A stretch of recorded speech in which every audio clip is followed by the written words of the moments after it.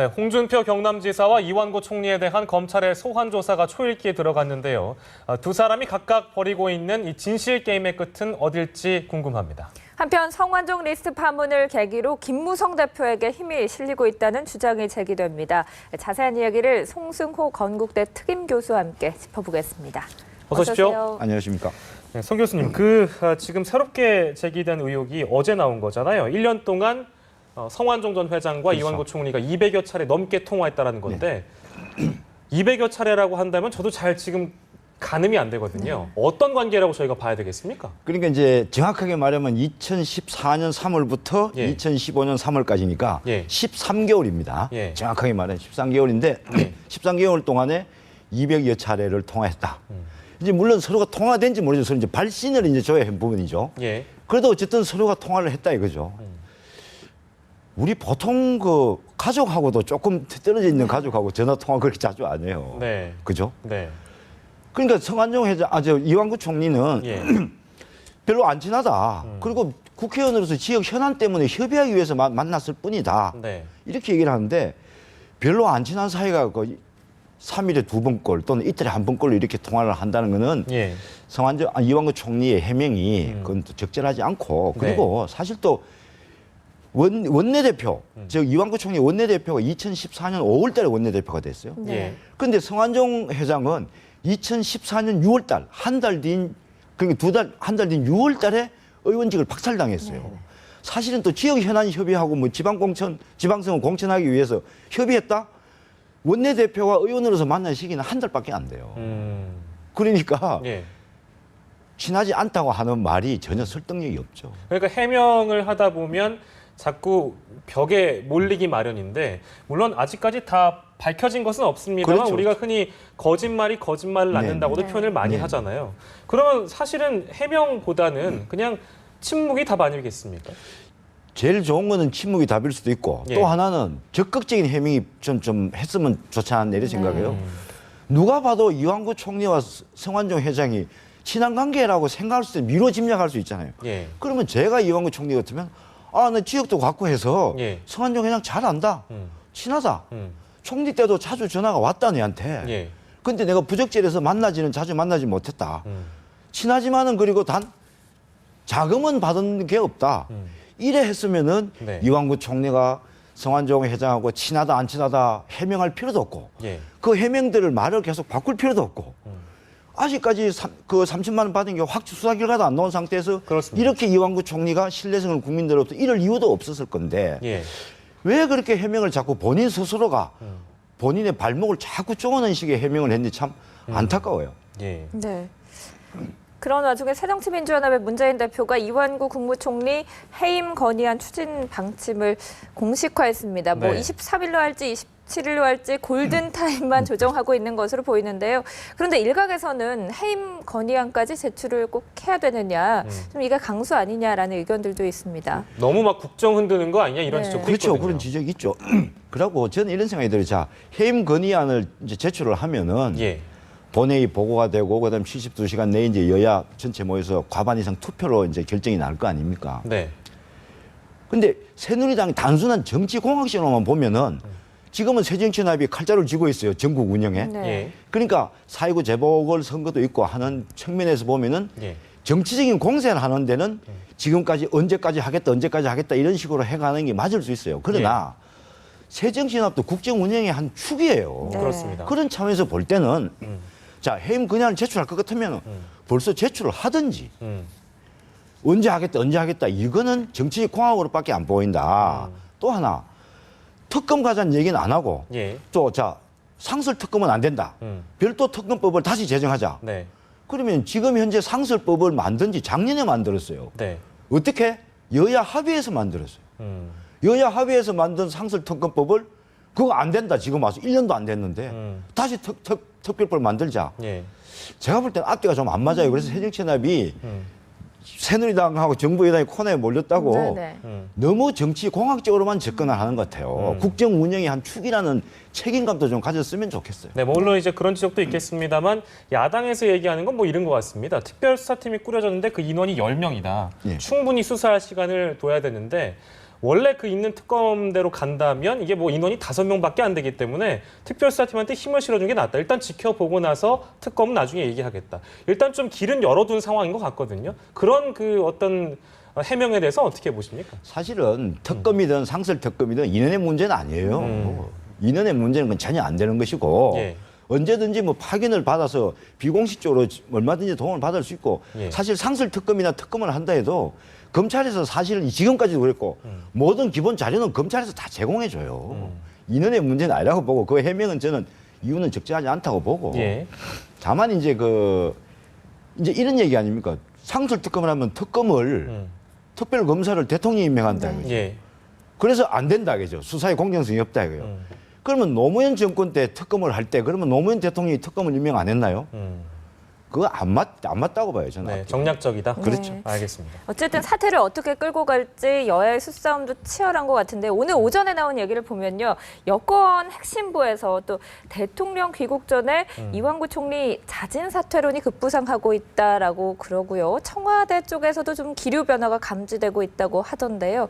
이 부분은 어떻게 봐야 될까요? 이제 청와대 쪽을 놓고 보면은 무슨 네. 뭐 후임 비서장 인선의 작업에 착수했다는 얘기도 나오고 예. 또 여당 쪽에서도 이완구 총리 당장 사퇴해야 되는 거 아니냐라는 이제 얘기도 막 나오고 그렇게 하는데 네.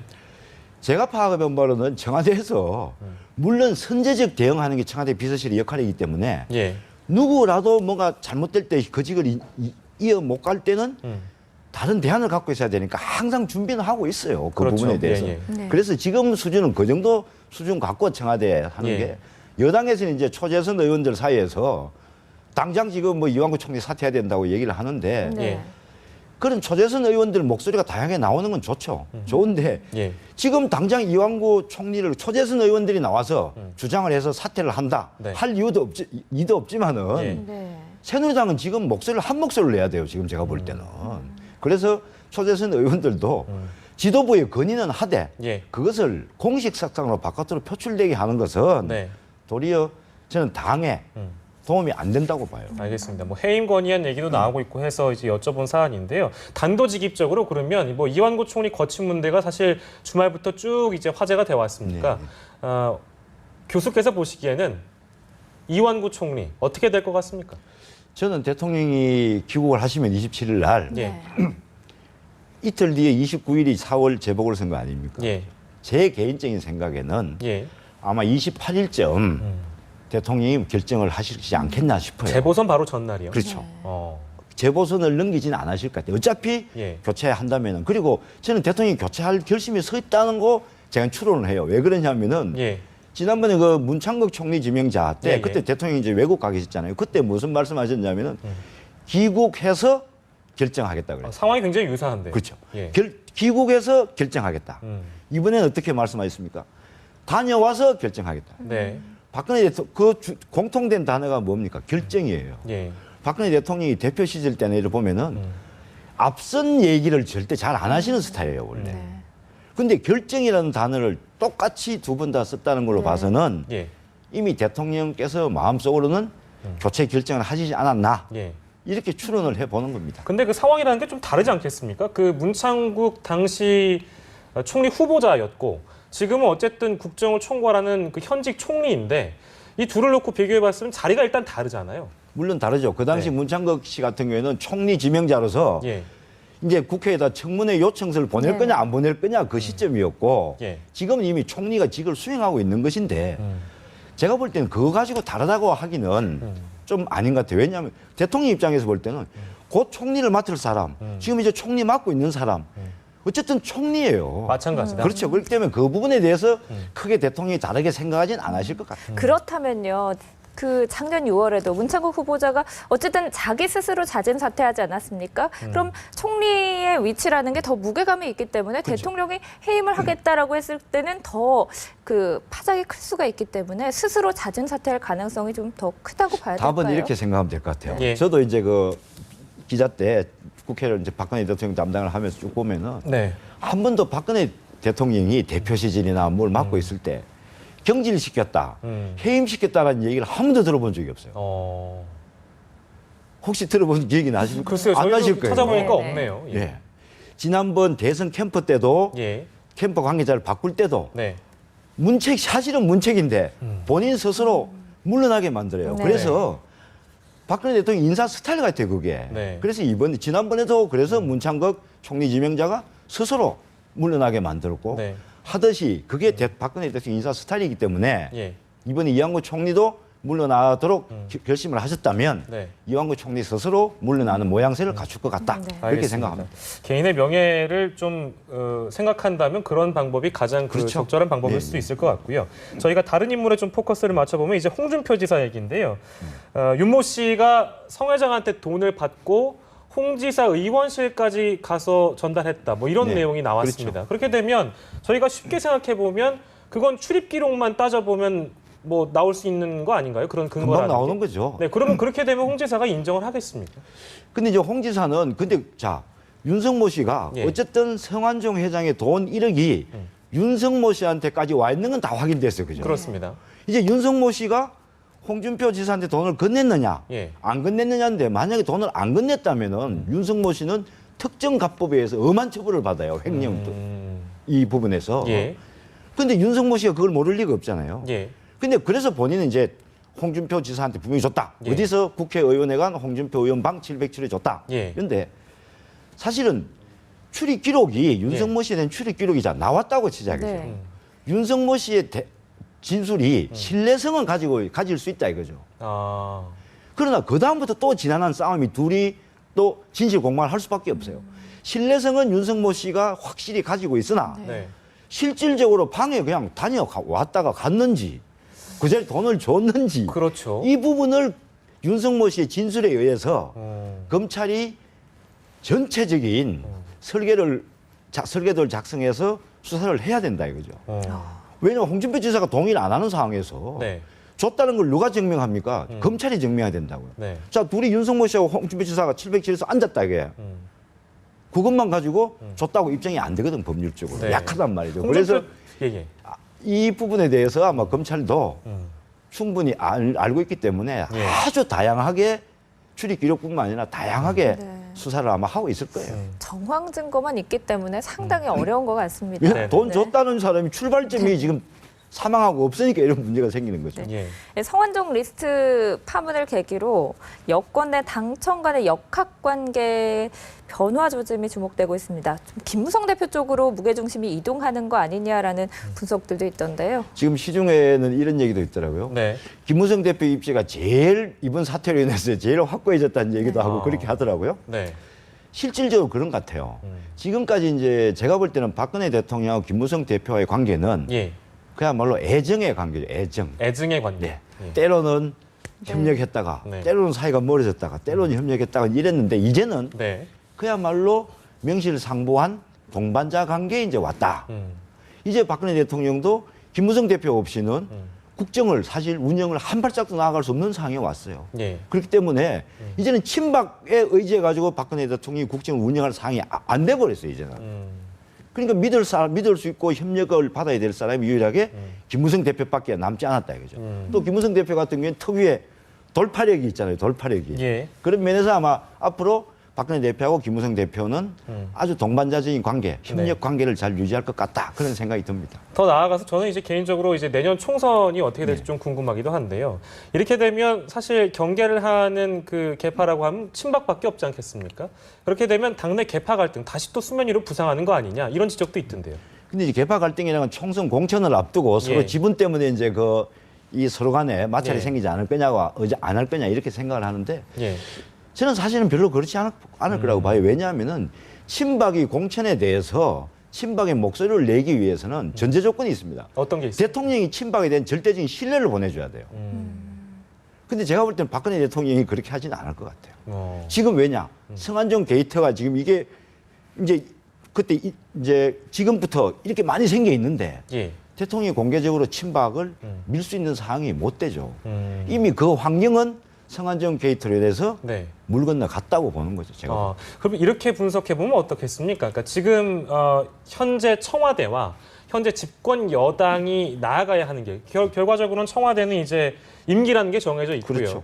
집권 여당에 있는 분들은 결과적으로 정치를 계속 해야 될 분들이잖아요. 이 둘의 차이점을 보면 어떤 게 있을까요? 보면 이제 이런 거죠. 한마디로 드리면 예. 현재 권력과 이제 미래 권력 간의 관계 설정 문제인데 그것이 박근혜 대통령이 현재 권력이고 예, 김무성 대표는 여당 내에서 차기 주자 지지도 지금 1위 아닙니까? 그렇습니다. 그러니까 미래 권력이란 말이죠. 김무성 대표는 여기에서 두 분이 그야말로 정치 10단 이제 네. 고소적인 정무적 판단을 해야지만 네. 예, 두 분 다 덕이 된다 이거예요. 지금 박근혜 대통령하고 김무성 대표가 지금 마찰을 빚는다. 두 분 다 굉장히 불리한 상황이 올 수 있어요. 그렇게 되면 여당의 공멸도 가져올 수 그렇죠, 있다. 그렇죠. 어. 그렇기 때문에 공천 과정에서도 예, 두 분이 겉으로는 안 하더라도 충분한 협의를 해서 공천해 나갈 거로 보이기 때문에 예. 그렇게 큰 마찰은 없을 거다라고 네. 보는 거죠. 알겠습니다. 내년 총선도 총선이지만 당장 9일 앞에 4.19 재보선이 그죠. 네. 기다리고 있습니다. 아무래도 김무성 대표의 리더십이 제일 처음 시험받는 자리일 것 같은데요. 그래서 지금 보면은 당초 이전에는 네 곳 다 여당이 유리할 수도 그렇죠. 있다는 맞아요. 분석까지 그런 얘기 나왔었어요. 나왔지만 예. 지금은 공멸하는 거 아니냐 이런 우려감까지 나오거든요. 지금은 새누리당 분위기를 보면은 그야말로 진행자 말씀하신 대로 예. 이거 잘못하면 이거 4대 0 되는 거 아니냐. 그래서 지금 김무성 대표도 열심히 지금 선거운 지원 운동을 하고 있는데 네, 지금은 보니까 이제 이런 것 같아 아마 성남은 예, 성남 중원 같은 경우에는 새누리당 신상진 후보가 네. 예. 아직까지도 조금 앞선 것으로 판단하는 것 같고 인천 서강화을 같은 경우에는 새누리당에서 보는 겁니다. 예, 아마 지금 오차 범위 내에서 막판까지 접전을 벌일 것 같다. 이렇게 보는 것이고 예. 다른 두 지역 같은 경우에 또 이제 뭐 야권 또는 이제 무소속 후보가 아마 좀 기대를 많이 거는 것 같습니다. 네. 그 재보선을 앞두고 사실은 이 성완종 리스트 파문이 어느 정도의 영향을 주느냐 이런 생각도 해볼 수 있겠는데 특히 그 해임 건의안을 문재인 대표는 이제 공식화했고요. 네네. 김무성 대표는 일주일만 기다려달라고 하는데 이렇게 국정을 흔드냐 이런 자세로 나왔단 그렇죠, 말이에요. 그렇죠. 이 두 대표의 움직임을 보고 과연 지역 유권자들은 어떤 선택을 할 것인가 이게 또 영향을 주겠습니까? 영향을 안 받을 수는 없겠죠. 예. 받는데 어떻게 보면은 자 야권 성향의 지지자들은 더 야권으로 결집할 것이고 예, 여권 성향의 즉 보수 성향의 유권자들은 여권으로 더 결집하는 효과를 줄 뿐이지 예, 양쪽 다 이해 덕실은 따지면 별로 없을 것 같아요. 예. 왜 그러냐 하면은 아시지만은 재보궐선거라는 것은 투표율이 30% 내외예요. 네. 그렇습니다. 그러니까 투표하러 자기가 꼭 가서 지지하는 후보를 찍어야 되겠다는 사람만 투표장에 간단 말이에요. 지금 여론조사들은 네. 그 지역 전체를 대상으로 하는 여론조사이기 때문에 네. 실제 투표 결과하고는 많이 차이가 날 수 있어요. 그럴 수 있겠네요. 지금 여론조사가 정확하려면은 예, 자 투표하러 가시겠습니까? 네. 가겠다. 하면은 그분하고 그 다음부터 여론조사를 했으면은 예. 그 결과가 상당히 신뢰성이 있는 거죠. 네. 예. 그런데 투표하러 갈 거냐 안 갈 거냐를 떠나서 여론조사를 해왔단 말이죠 지금까지. 그러니까 그 여론조사와 지금 나온 여론조사와 네. 실제 투표 성향은 다를 수가 있다. 우리가 이제 선거 분석해 보면은 중도층을 잡아야 된다. 그렇죠, 그렇죠. 중도를 우리가 잡는 자가 이긴다 이런 표현을 많이 쓰잖아요. 그렇죠. 그러면 결국에는 재보선이라는 게 지금 이제 교수께서 말씀하신 것처럼 결국에 지지해온 사람들만 찍는 선거라면 중도층을 잡기 위해 그 이 두 당은 어떤 노력을 해야 되겠습니까? 지금 사실 제가 보면 안타까운 부분이 예. 네. 정치는 선거를 통해서 국민의 심판을 받아야 되는데 예. 국민은 그게 이제 유일한 국민의 권리예요. 정치권을 견제할 수 있는 권리인데 네. 지금 이 성완종 게이트가 터져가지고 예. 여야 간에 어떻게 국민들을 위해서 열심히 노력하겠다는 이 아무리 뭐 좋은 공약을 내세워도 그게 지금 국민들에게 전달이 안 되는 상황이에요. 예. 국민들은 또 그리고 이제 정책적인 여야의 약속은 별로 관심이 없는 것 같아요, 지금 네. 보니까. 그게 좀 안타까워요. 예. 자, 저희가 마지막으로 그 대통령 지지율을 좀 볼게요. 전주 대비 5포인트나 하락한 네. 34%를 기록을 그렇죠. 했는데요. 이게 제가 기억하기로는 이렇게 짧은 기간에 5포인트 하락한 게 별로 없었던 것 같은데 네네. 굉장히 단기간에 많이 하락한 거 아닌가요? 맞습니다. 2주 연속 하락했잖아요. 그죠? 예, 예. 2주 연속. 네. 박근혜 대통령 지지율을 보면은 지난번 세월호 사태 말고는 네. 당대표 할 때도 그렇고 지지율이 이게 꾸준한데 조금 떨어졌다가 그 다음 주에 바로 반등을 하고 이렇게 했단 말이에요. 1, 회복하고. 2포인트 떨어지는 예. 건 맞는데요. 근데 5%포인트까지 이렇게 떨어졌다는 거는 많이 떨어졌다고 봐야 네. 돼요. 그리고 예.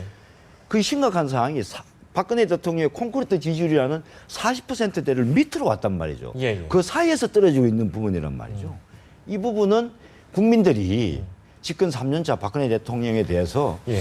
좀 상당히 심각하게 생각하고 있지 않나. 네. 그건 상당히 우려가 듭니다. 그럼 마지막으로요. 이제 반등을 해야 되는데 어떤 계기가 필요하지 않겠습니까? 박근혜 대통령께서 보시기에 지지율이 오르려면 어떤 선택을 해야 좀 반등을 하거나 이 기류가 회복될 수 있겠습니까? 제가 볼 때는 박근혜 대통령은 저는 선택은 하나라고 봐요. 어떤 게 있죠?